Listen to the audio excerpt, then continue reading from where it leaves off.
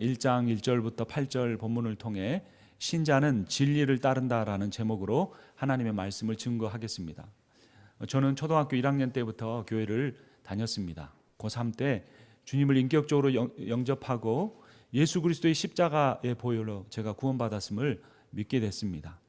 그리고 대학교 3학년 때 이제 한국에서 일본으로 잠깐 유학을 갔다가 선교사님에게 훈련을 받으면서 저의 소명을 발견했습니다. 하나님이 저를 사랑하실 뿐만 아니라 이 목회자로 부르셨다는 그런 확신을 갖게 된 것입니다. 근데 그 확신 가운데 하나님이 주신 두 가지 큰 비전이자 사명을 주셨는데, 첫 번째는 영혼을 사랑하는 것입니다. 많은 죽어가는 영혼들에 대한 간절한 마음을 갖고 그 한 영혼이라도 구원해야겠다는 그런 열정을, 뜨거움을 저에게 주셨습니다. 또 하나는 하나님께서 제 안에 말씀에 대한 사모함을 주셨습니다. 인생에 진리라는 것이 있는 것일까 헤매고 방황하던 저에게 하나님의 말씀은 진리였습니다. 그래서 이 진리의 말씀을 더 깊이 공부하고 연구해서 더 많은 사람들에게 이 진리의 말씀을 가르쳐야겠다라는 그러한 또 열정을 주셨습니다. 그래서 제가 목회자로 소명받을 때 두 가지 하나님 주신 비전이 바로 영혼 사랑, 말씀 사랑이었습니다. 근데 오늘 설교 준비를 하다가 일주일 내내 묵상하는데 신자는 진리를 따른다라고 했는데, 이 진리가 무엇인가 살펴보니까 진리가 사랑이고 진리가 예수 그리스도의 말씀이었습니다. 그래서 이 두 가지 내용을 오늘 성경을 통해 함께 살펴보려고 합니다. 우리는 모든 절대 진리를 부인하는 상대주의 시대를 살고 있습니다. 이것을 포스트 모더니즘이라고 합니다. 확실한 것은 없다, 서로 다른 것이 다 진리다, 이런 시대를 살아갑니다. 그래서 그것이 종교계 안에까지 침투해서 종교다원주의가 되었습니다. 기독교만, 특별한 교단이나 교리에만 구원이 있는 것이 아니라 타 교단뿐만 아니라 타 종교에도 구원이 이룰 수 있다라는 잘못된 사상입니다. 그래서 현대인들이 나만이 길이요, 나만이 진리요, 나만이 생명이라고 주장하는 예수 그리스도를 믿는다는 것은 참 쉽지 않은 일입니다. 들은 이야기입니다. 만들은 이야기 같은데, 칠수라는 한 사람이 살았습니다. 밤에 꿈을 꾸는데 칠자 두 개가 보였습니다. 이것은 길몽이다, 그렇게 생각을 하고 아침에 일어났는데 달력을 보니까 7월 7일이었습니다. 내가 칠자 두 개를 봤는데 오늘 또 7월 7일이다. 그래서 전 재산을 가지고 경마장에 가서 7번 말했다가 올인했습니다. 결과가 무엇이었을까요? 자기가 선택한 7번 말이 7번째로 들어오게 되었다는 것입니다. 전 재산을 다 날린 것이죠. 그는 자기 꿈을 잘못 해석했습니다. 여러분, 인생은 해석입니다. 어떤 사람은 여유롭게 사는데도 자기 인생이 불행하다고 해석합니다. 어떤 사람은 참 힘들고 여유 없어 보이는데 자기 인생은 복되다고 생각하며 살아갑니다. 인생을 어떻게 해석하느냐가 중요하다는 것입니다. 인생을 해석하는 기준이 진리가 돼야 합니다. 진리가 아닌 것, 상대적인 것에 가지고 자기 인생을 해석하기 때문에 불행해졌다가 나아진 것 같다가 그런 업앤다운이 우리 인생에 일어나는 것입니다. 내 삶의 기준이 성공이 아니고 진리이어야 합니다. 내 삶을 해석하는 기준이 명예나 소유가 아닌 진리가 돼야 합니다. 어떤 분이 페이스북에다가 자기 딸이 콜롬비아 대학에 합격했다고 올렸습니다. 그러니까 수십 명이 댓글을 달고 축하한다고 막 그렇게 했습니다. 축하할 만한 일일 수도 있겠죠. 거기까지는 괜찮았습니다. 근데 그 다음 날 보니까 자기 딸이 MIT도 합격했다고 올렸습니다. 왜 가지 않을 학교 합격한 것까지 다 올릴까요? 그리고 자기의 그 큰 딸은 미국에서 10위권 안에 있는 대학에 들어갔다, 이렇게 또 그런 내용도 쓰고 10만 불의 장학금을 받는다, 이런 내용을 썼습니다. 여러분, 자기 딸이 어떤 대학에 가서 이 세상을 위해서, 한국 사회를 위해서, 기독교인들을 위해, 교회를 위해 어떤 일을 한다는 그것을 자랑하는 것이 아니라 그냥 어느 학교에 갔다, 어느 정도의 돈을 받게 되었다는 걸 자랑한다는 것은 그분이 그리스도인임에도 불구하고 그분이 자신의 인생이나 자신의 자녀의 인생을 해석하는 기준은 진리가 아니라는 것을 알 수 있습니다. 왜 우리가 흔히 말하는 명문대를 좋아할까요? 다른 사람들이 인정해 주기 때문이고, 또 거기 가면 많은 연봉을 받는 직장에 갈 수 있기 때문일 겁니다. 그런데 그리스도인의 삶을 해석하는 기준은 결코 명예나 소유가 아니기 때문에 그러한 모습은 잘못된 인생인 것입니다. 이처럼 진리가 아닌 것들이 유혹하는 세상을 우리는 살아가고 있습니다. 그 세상 속에서 이 유혹을 이긴다는 것은 너무나 힘든 일이고, 아예 유혹을 이기기는커녕 교회 안에서조차 복음이 진리가 아니고 예수와 사랑이 진리가 아니고 성공과 명예와 소유가 진리다, 그것을 쫓고 살아가는 것입니다. 이 사이렌이 무슨 뜻입니까? 경찰차가 달리거나 앰뷸런스가 달릴 때 사이렌을 울린다고 하죠. 원래 이 단어는 그리스 로마 신화에 나오는 한 사람의 이름입니다. 그녀는 아름다운 여자의 얼굴과 독수리의 몸을 가졌습니다. 그녀는 바다에서 아름다운 목소리로 선원들을 유혹하고 바다에 빠져 죽게 만들었습니다. 여러분, 스타벅스 로고가 그 사이렌을 형상화한 모습이라고 합니다. 그리고 스타벅스가 기독교에 좀 반대되는 그러한 정책들을 가지고 있는 것도 사실입니다. 그런데 그 그리스 신화에 보면 이 오디세이라고 하는 사람이 이곳을 지나면서 자신을 기둥에 묶게 했습니다. 다른 선원들은 다 귀를 틀어막게 하고 자신을 기둥에 묶어 놓아서 그 사이렌이 아름다운 소리로 유혹해도 빠지지 않고 견딜 수가 있었습니다. 오르페우스라고 하는 사람은 다른 방법을 사용했습니다. 그는 이 사이렌의 목소리보다 더 아름다운 음악을 연주하게 함으로써 이 사이렌의 유혹을 이길 수가 있었습니다. 제 개인적인 생각에는 오디세이의 방법보다는 이 오르페우스의 방법이 더 지혜로운 것 같습니다. 세상의 유혹을 이기기 위해서는 세상의 유혹보다 더 참된 것, 세상의 유혹보다 더 바른 것, 세상의 유혹과 달리 잠깐이 아니라 영원한 진리로 우리가 무장해야 합니다. 에베소서 6장 11절 14절은 이렇게 말합니다. 마귀의 간계를 능히 이기기 위하여 하나님의 전신갑주를 입으라. 그리고 뒤에 가서 그런즉 서서 진리로 너희 허리띠를 띠고 라고 합니다. 진리의 말씀, 이 말씀을 통해 우리가 마귀의 관계를 이기고 유혹을 이기고 이 세상 가운데서 승리하는 삶을 살 수 있습니다.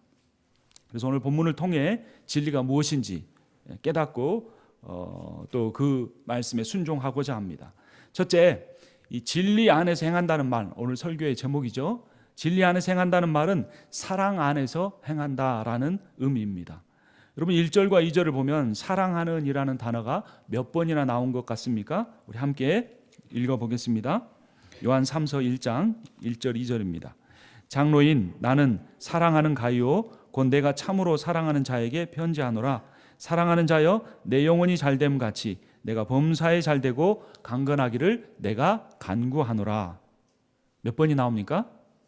그렇죠. 여러분 정확하게 맞추셨습니다. 3번 나옵니다. 그런데 3, 4절에는 진리 안에서라는 말이 또 몇 번 나오는 줄 함께 읽도록 하겠습니다. 형제들이 와서 내게 있는 진리를 증언하되 내가 진리 안에서 행한다 하니 내가 심히 기뻐하노라. 내가 내 자녀들이 진리 안에서 행한다 함을 듣는 것보다 더 기쁜 일이 없노라. 진리라는 단어가 몇 번 나옵니까? 3번이 나옵니다. 사랑이라는 단어 3번과 진리라는 단어 3번이 나오면서 대조돼서 사랑이고 진리다라고 말합니다. 그러니까 이 요한 사도가, 요한 장로가 이 교회 공동체를 향하여 여러분들이 진리 안에 있고 여러분들이 내가 여러분들을 사랑합니다 이런 표현을 하는데 6절에 보면 그들이 교회 앞에서 너의 사랑을 증언하였다라고 말하고 있습니다. 그러니까 이 교회 공동체가 진리 안에서 행했다는 말은 이 사랑을 행하고 있다는 말로 연결이 되고 있는 겁니다. 여러분 진리는 곧 사랑입니다. 이런 한 전래 동화가 있습니다. 며느리가 밥을 하다가 밥을 태웠습니다. 그래서 부엌에서 울고 있는데 남편이 와서 위로를 했습니다. 아내가 물을 더 많이 길러와야 되는데 물을 조금밖에 못 길러와서 밥이 탔어. 이건 내 잘못이야. 이런 겁니다. 시아버지가 지나가다가 그 둘이 듣는 대화를 듣게 되어서 또 이렇게 말합니다. 내가 장작을 패는데 나이가 많이 들어서 장작을 좀 잘게 패놔야 되는데 두껍게 패놔서 불이 너무 세서 밥이 탄 거야. 이건 내 잘못이야. 이렇게 말하는 겁니다. 그러니까 그 모든 상황을 또 보게 된 시어머니가 이렇게 말하는 겁니다. 아이고 이제 내가 나이가 들어서 코가 냄새를 잘못 맡아가지고 이 밥이 타기 전에 말해줘야 되는데 그 말하지 못한 내 잘못이다. 이렇게 말했다는 겁니다. 여러분 세상에 이런 가정이 있을까요? 나무로 밥하던 시절 같으면 더더군다나 있기 힘든 일입니다. 근데 이 이야기는 우리에게 무엇을 말해주고 있습니까? 사랑이 있으면 밥이 타고 집안에 어려운 일이 있어도 서로 행복하게 화목하게 살 수 있다라는 것입니다. 그런데 사랑하는 것도 중요하지만 더 중요한 것은 진리 안에서 사랑하는 것입니다. 여러분, 보통 내가 누군가를 사랑할 때 어떤 사람을 사랑합니까? 나를 좋아하는 사람, 나에게 잘해주는 사람, 내 편인 것처럼 보인 사람을 사랑합니다. give and take로 사랑할 수 있는 거죠. 근데 만약에 그 사람이 다른 사람들을 어렵게 하고, 우리는 교회 공동체 안에 있으니까 교회의 어떤 것들을 참 어렵게 만든다면 나는 그 사람에 대해서 어떻게 해야 합니까? 이 질문에 대한 답을 우리가 미루면서 내가 누군가를 사랑한다면 그 이유가 무엇인가를 우리는 생각해 봐야 할 것입니다. 나에게 잘해주는 사람을 사랑하는 것은 누구나 할 수 있는 일인 것입니다. 그런데 2절에 보면 그 비결이 나옵니다. 2절 다시 한번 읽겠습니다. 사랑하는 자여, 내 영혼이 잘됨 같이 네가 범사에 잘되고 강건하기를 내가 간구하노라. 이것을 어떤 목사님은 삼박자의 복이라고 했는데, 이 말씀의 더 중요한 원리는 무엇이냐면 영혼이 잘되는 것과 범사가 잘되는 것이 연결되어 있다는 겁니다. 잘된다는 표현이 2번 사용된 이유입니다. 영혼이 잘된다는 것은 하나님과의 관계가 잘 된다는 것입니다. 그리고 범사가 잘 된다는 것은 우리 일상의 삶에서 우리가 이웃과의 관계가 잘 된다는 그런 의미인 겁니다. 그러니까 이 말은 하나님과의 관계가 잘 되면 이웃과의 관계도 잘 된다는 의미입니다. 그러니까 내가 누군가를 사랑할 때 하나님의 사랑이 기초가 돼서, 사랑만 있으신 것이 아니라 공유한 정의까지 가지고 계신 그 하나님의 사랑에 기초해서 하나님의 기준에서 사람들을 사랑하라는 것입니다. 저번에도 한번 말씀드린 적이 있는데, 한국 사람들이 저 사람 잘 산다 그러면 뭐 한다는 의미입니까? 저 사람 잘 산다 그러면 저 사람이 부자다, 이런 겁니다. 그게 맞는 말입니까? 틀릴 수도 있는 말입니까? 틀릴 수도 있는 말이에요. 재산이 많아도 잘 살지 못할 수 있는데, 한국말은 그냥 부자면 잘 산다 이렇게 말이 굳어질 정도로 우리의 인생의 기준이 소유가 되었다는 겁니다. 그러나 성경에서 잘 산다는 것은 부자로 산다는 의미가 아니고 바르게 산다, 이런 의미입니다. 하나님 말씀을 따라 사는 것이 잘 사는 겁니다. 만약 도박을 해서 돈을 많이 벌어 부자가 된다면 이 사람은 잘 산 것이 아닙니다. 잘 된 것도 아닙니다. 가난해도 부족해도 성실하게 일하고 바르게 사는 사람이 잘 사는 사람입니다. 부자가 되는 것이 잘 되는 것이 아니라, 인기 학과를 전공하고 연봉이 높은 직장에 다니는 것이 잘 사는 것이 아니고, 내가 하나님을 사랑함으로써 하나님과의 관계가 잘 되고 그 하나님의 사랑과 정의를 가지고 연약한 사람들을 사랑하는, 그것이 잘 사는 사람입니다. 그리스도인은 내가 잘 되는 것보다 다른 사람이 잘 되는 것을 더 기뻐하는 사람이어야 합니다. 어떻게 이런 일이 가능할 수 있을까요? 우리 자녀들을 보면 그럴 수 있습니다. 여러분, 내가 잘 되는 것이 더 기쁩니까? 내 자녀가 더 잘 되는 것이 기쁩니까? 내 자녀가 더 잘 되는 것이 기쁩니다. 이것이 아직 우리에게 남아있는 하나님의 형상의 일부분입니다. 그러나 우리가 성령으로 충만하면 내 자녀가 잘 되는 것이 내가 잘 되는 것보다 더 기쁠 뿐만 아니라, 다른 사람이 잘 되는 것이 내가 잘 되는 것보다 더 기쁜 삶을 살 수 있게 되는 것입니다. 이것이 사랑이고 이것이 진리입니다. 요한 3서는 요한 장로, 요한 사도가 가이오에게 보낸 편지입니다. 1절을 보면, 다시 보면, 장로인 나는 사랑하는 가이오 곧 내가 참으로 사랑하는 자에게 편지하노라 라고 이야기합니다. 그런데 이 가이오를 왜 사랑했느냐면, 왜 가이오를 칭찬하냐면 5절 6절을 다시 봅니다. 우리 함께 읽겠습니다. 사랑하는 자여, 내가 무엇이든지 형제 곧 나그네 된 자들에게 행하는 것은 신실한 것이니 그들이 교회 앞에서 너의 사랑을 증언하였느니라. 내가 하나님께 합당하게 그들을 전송하면 좋으리로다. 가이오가 칭찬받은 이유는, 그 가이오가 섬기는 교회에 순회 전도자들이 방문을 했는데 그 전도자, 나그네 된 형제들에게 아주 신실하게 행했다는 겁니다. 선교하러 다니면 얼마나 힘들겠습니까? 얼마나 고달프겠습니까? 그들을 잘 쉬게 하고 잘 먹게 한 겁니다.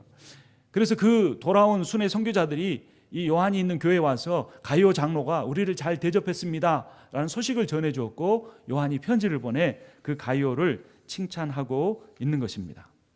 여러분, 교회는 사랑이 넘쳐야 합니다. 근데 특별히 교회가 나그네 된 사람들에게 잘해야 합니다. 새로운 사람들을 환대해야 합니다. 왜냐하면 이 교회의 주인은 주님이시기 때문입니다.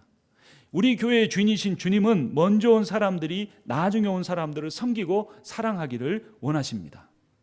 디모데전서 3장 2절을 보면 이렇게 말합니다. 그러므로 감독은 책망할 것이 없으며, 목사와 장로를 의미합니다. 한 아내의 남편이 되며 절제하며 신중하며 단정하며 나그네를 대접하기를 잘해야 한다라고 이야기하고 있습니다. 이것이 저의 사명입니다. 우리 재직들에게 주어진 하나님이 우리에게 주신 명령입니다. 나그네 된 자들을 잘 대접하는 겁니다. 히브리서 13장 2절을 보면 손님 대접하기를 잊지 말라. 이로써 부지 중에 천사들을 대접한 이들이 있었느니라. 아브라함이 그랬고 롯이 그래서 아브라함이 이삭을 얻게 되는 결정적인 계기가 되었고, 롯이 불과 유황으로 타들어가는 소돔과 고모라 성에서 구원받는 그 길이 된 것입니다. 나그네를 대접하고 연약한 자들을 사랑하는 것이 구원의 길이 되었다는 겁니다. 조건 없는 사랑과 대가 없는 환대가 그리스도인의 기본 소양입니다. 하나님은 사랑이십니다. 그래서 진리 안에 사는 것은 사랑하며 사는 것입니다. 그런데 이 가이오 장로와 다른 사람이 이 요한 공동체 가운데 있었습니다. 그는 디오드레베였습니다. 9절, 10절 함께 읽도록 하겠습니다. 내가 두어 자를 교회에 썼으나 그들 중에 으뜸되기를 좋아하는 디오드레베가 우리를 맞아들이지 아니하니, 그러므로 내가 가면 그 행한 일을 잊지 아니하리라. 그가 악한 말을 우리를 비방하고도 오히려 부족하여 형제들을 맞아들이지도 아니하고 맞아들이고자 하는 자를 금하여 교회에서 내쫓는도다. 요한이 그 교회를 방문했을 때, 다른 순회 전도자들이 그 교회를 방문했을 때 그들을 박대했습니다. 근데 성도들이 일부가 이건 도저히 그리스도인의 자세가 아니다 그래서 그들을 대접했습니다. 근데 그 사람들을 교회에서 쫓아내버렸다는 것입니다. 당시의 형제들, 즉 순회 선교자들이 교회를 방문하고 떠날 때에는 여비를 주는 관행이 있었습니다. 여러분, 골방에서 열방을 품는다, 이 말이 무슨 의미일까요? 골방은 다 조그만 다락방이죠. 열방은 무엇입니까? 세상의 모든 나라죠. 우리가 선교사가 되어서 아프리카까지 가서 복음을 증거하지 않아도 골방에서 그 열방의 선교사님을 위하여 기도할 때, 그분들을 위하여 우리가 헌금을 보낼 때 우리가 그 선교사님들의 열방을 향한 이 선교 사역에 동참하는 것입니다. 우리 교회가 2019년에 여러 가지 목표를 갖는데 그 중요한 목표 중에 하나는 우리가 오랫동안 기도해온 우리의 수건인 단기 선교를 가고 원주민 교회를 세우는 것입니다. 이를 위해 하나님의 뜻을 따라 한 분이 2만 불을 헌금하셨고, 또 여러분들이 구역예배 모일 때마다 주신 그 선교 헌금들이 비축되어 있습니다. 이제는 우리가 우리 교회만 아니라 선교지로 나아가서 복음을 증거하고, 또 우리는 잠깐 있다 가지만 계속해서 하나님의 사역자가 남아서 그 원주민들에게 복음을 전할 수 있는 교회를 세울 수 있게 된 것입니다. 그러나 디오드레베는 자기 교회만을 생각했습니다. 근데 사실은 자기 교회만을 생각한 것이 아니라 자기만 생각한 겁니다. 우리가 읽은 9절에 보면 디오드레베가 무엇 되기를 좋아했다고 말하고 있습니까? 으뜸 되기를 좋아했다라고 말하는 것입니다. 그는 좋은 일이건 나쁜 일이건 자기 주장을 관철시키는 데 관심이 있었습니다. 어떤 일을 자기 주장대로 하기 위하여 A라는 논리를 사용하고 다른 일에 대해서는 B라는 논리를 사용해서 다른 사람의 주장이나 아니면 그 사람 자체를 힘들게 하는 것은 옳지 않은 일입니다. 이런 사람의 열심은 오히려 교회를 세우는 것이 아니라 무너뜨릴 수도 있습니다. 디오드레베는 자기가 순회 선교자들을 돕는 것만 싫어한 것이 아니라 다른 사람이 그들을 돕는 것까지 싫어했습니다. 아마 그는 교회의 재정 상태를 고려했을지 모릅니다. 성경이 나와 있지 않기 때문에 추측하는 겁니다. 그는 순회 선교사가 자격이 제대로 있는 사람인지 의문을 제기했을지도 모릅니다. 하지만 하나님께서는 사도 요한을 통해 디오드레베를 책망하셨습니다. 그는 진짜처럼 보이지만 가짜 신앙인이었습니다. 그는 세상 경제 논리나 상식을 진리보다 더 우선시하는 사람이었습니다. 여러분, 한국의 백화점에 가면 음식점들이 있죠. 근데 그 음식점 앞에 요즘에 보면 유리로 진열장이 있는데 그 진열장 안에 그 식당에서 파는 음식들이 플라스틱으로 만들어져 있습니다. 그런데 실제로 들어가서 주문을 해보면 자기가 시킨 음식보다 밖에 진열되어 있는 플라스틱으로 만든 음식이 더 맛있게 보입니다. 근데 그 플라스틱으로 된 음식은 먹을 수가 있습니까? 없습니까? 먹을 수가 없습니다. 왜냐하면 가짜이기 때문입니다.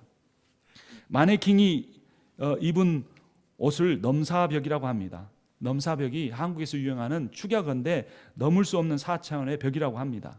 왜냐하면 분명히 마네킹이 입었을 때는 정말 멋있게 보였습니다. 그런데 사서 와가지고 집에서 입어보면 별로 멋지지 않기 때문에 그렇습니다.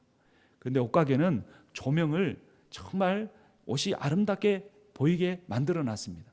그리고 옷가게에서 만들어 놓은 거울은 또 사람을 날씬하게 멋있게 더 보이게 한다고 합니다.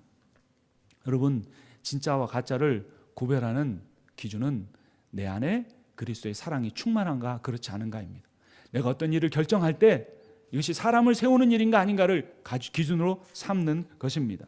하나님은 똑똑하고 잘난 사람을 사용하시는 것이 아니라 연약해도 겸손한 사람을 찾으십니다. 고린도전서 1장 27절부터 29절을 보면 그런 하나님께서 세상에 미련한 것들을 택하사 지혜 있는 자들을 부끄럽게 하려 하시고 세상에 약한 것들을 택하사 강한 것들을 부끄럽게 하려 하시며 이는 아무 육체도 하나님 앞에서 자랑하지 못하게 하려 하심이라. 사울이 처음에는 겸손한 사람이었습니다. 그는 자기 아버지가 잃어버린 나귀를 찾아서 온 산을 며칠 동안 헤매고 다니는 순종적인 사람이었습니다. 그는 사람들이 자기를 왕으로 세우려고 할 때 숨는 그런 겸손한 사람이었습니다. 그는 이스라엘에서 가장 준수했다고 그러고 그 사람의 어깨가 다른 사람의 머리와 맞았다 그럽니다. 키 크고 잘생긴 사람, 우리 자매나 우리 형제들이 좋아할 배우자의 상이죠. 그는 왕이 된 후로도 가는 곳마다 승리했고 이스라엘의 숙적 아말렉을 물리쳤습니다. 그러나 그때부터 사울은 교만해지기 시작했습니다. 결국은 하나님의 심판을 받아 죽었습니다. 사람들은, 아니 저는 하나님보다 두둑한 통장의 잔고나 더 좋은 보험이나 더 많은 연금을 의지하며 살아가려고 합니다. 하지만 그런 것들은 영원한 것이 아니기 때문에 진리가 아닙니다. 사울과 달리 다윗은 교만할 틈이 없었습니다. 준비된 사람 사울과 달리 다윗은 준비되지 못한 사람이었습니다. 그는 어렸을 때부터 형제들에게 인정을 받지 못했습니다. 왕이 된 후로 이방 민족과 그의 백성과 왕에게까지 심지어 그의 자녀들로부터 수많은 고통을 받았습니다.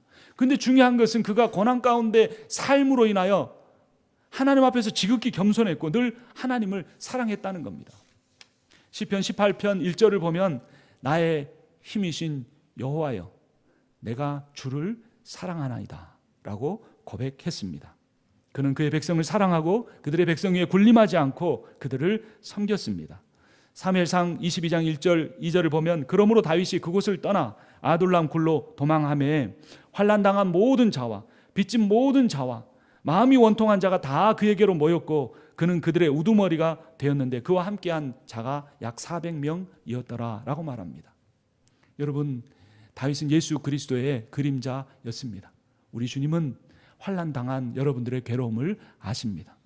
우리 주님은 힘들고 어려운 이민생활 가운데 교회 섬기는 게 얼마나 어려운지 아는데 여러분들이 하고 있는 그 충성을 하나도 잊어버리지 않고 기억하고 계십니다.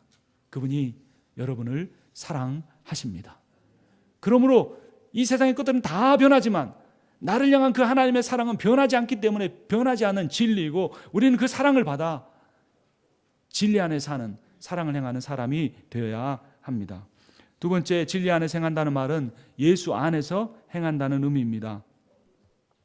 3절 4절 우리가 읽었던 것처럼 진리 안에서 행한다는 말이 3번씩이나 나옵니다. 그런데 이 진리는 예수십니다.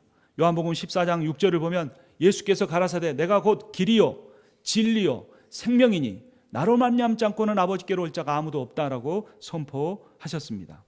아프리카에 파송된 한 선교사님이 이 오지에 원주민들을 전도하러 가는데 자꾸 길을 잃었습니다. 그래서 그 원주민 중에 길을 제일 잘하는 사람을 고용해서 같이 갔습니다. 근데 이 사람도 길을 잘 모르는 것 같고 막 길을 헤매는 것 같습니다. 그래서 그에게 물었습니다. 이게 어떻게 된 일이냐고. 그러자 그 원주민이 이렇게 말했습니다. 선교사님, 정글에는 길이 없어요. 내가 가는 길이 곧 길입니다. 이렇게 말했다는 겁니다. 그런데 예수께서 그렇게 말씀하셨습니다. 내가 곧 길이다. 내가 곧 진리다. 그렇게 말씀하셨습니다.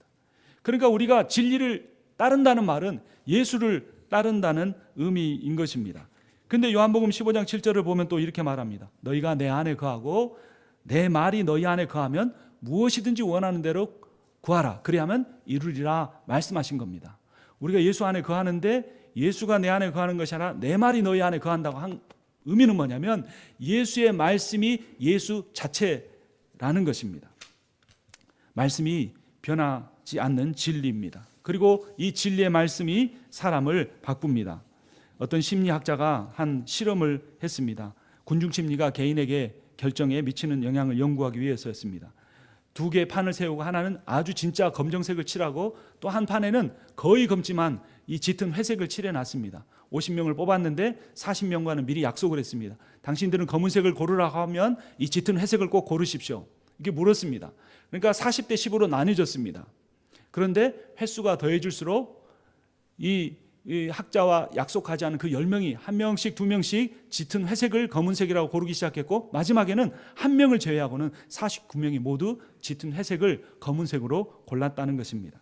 세상의 진리는 이처럼 상황에 따라 다수결에 따라 좌우될 수 있다고 하는 것입니다. 여러분, 그러나 우리는 변하지 않는 하나님의 말씀을 진리로 받은 사람들입니다. 또 선교지에 관한 예화인데요. 한 선교사님이 자기 성도 몇 명과 함께 선교를 하러 갔습니다. 원주민 중에 한 사람이 예수를 믿겠다고 다짐하자 목사님이 그에게 세례를 주었습니다. 그러자 그 성도가 나중에 목사님에게 이렇게 물었습니다. 목사님, 우리 교회에서는 이 처음 믿겠다고 하고 6개월이 지나지 않으면 세례를 안 주는데 왜 여기 와서는 그렇게 안 하십니까? 라고 물은 것입니다. 여러분, 목사님이 잘못한 것일까요? 그것은 교회의 전통이고 하나의 교리는 될 수 있을지언정 그 선교 오지에 가서 한 영혼을 구원하는 일에 적용할 수 있는 것은 아닌 것입니다. 우리에게도 교리가 있고 우리에게도 어떠한 전통이 있고 우리에게도 어떤 방법과 어떤 신앙적인 논리가 있습니다. 그러나 진리 안에 있는 사람, 살아있는 하나님의 말씀 속에서 그 말씀을 통해 성령과 교제하는 사람은 그러한 것들에 얽매이는 사람이 아니라 자유하는 사람입니다. 로마서 8장 32절을 보면 진리를 알지니 진리가 너희를 자유롭게 하리라 라고 선포하고 있습니다. 진리는 하나님의 말씀이신 예수 그리스도이십니다. 예수의 말씀이 우리를 죄에서 자유하게 합니다. 예수의 말씀이 우리를 모든 율법과 얽매임으로부터 자유하게 합니다.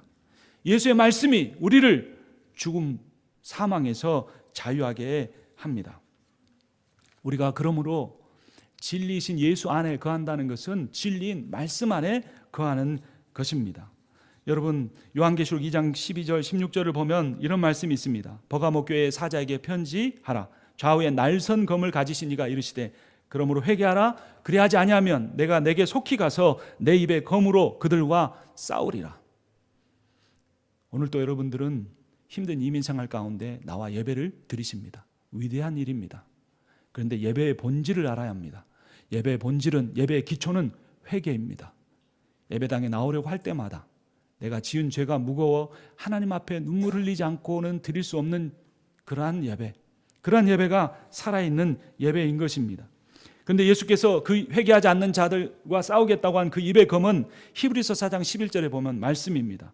하나님의 말씀은 살았고 운동력이 있어 어떤 날선 검보다 예리하여 심령골수를 쪼개기까지 하며 또 마음과 생각의 뜻을 판단하나니 라고 말합니다. 말씀을 통해 회개하는 것, 심령과 골수를 말씀으로 쪼개고 자신의 마음과 생각과 뜻을 다 내려놓고 하나님을 쫓는 것이 진리인 말씀을 통해 회개하는 삶인 것입니다. 저희 교회에 성경 읽기 프로그램이 있습니다. 이제 한 4년, 3, 4년째 계속 진행이 되는데 그걸 한 번도 안 하시는 분들이 계세요.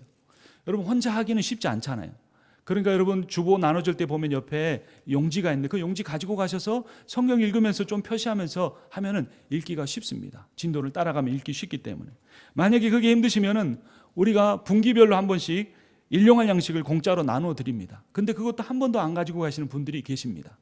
여러분, 내가 신자라고 하면 진리를 따라야 합니다.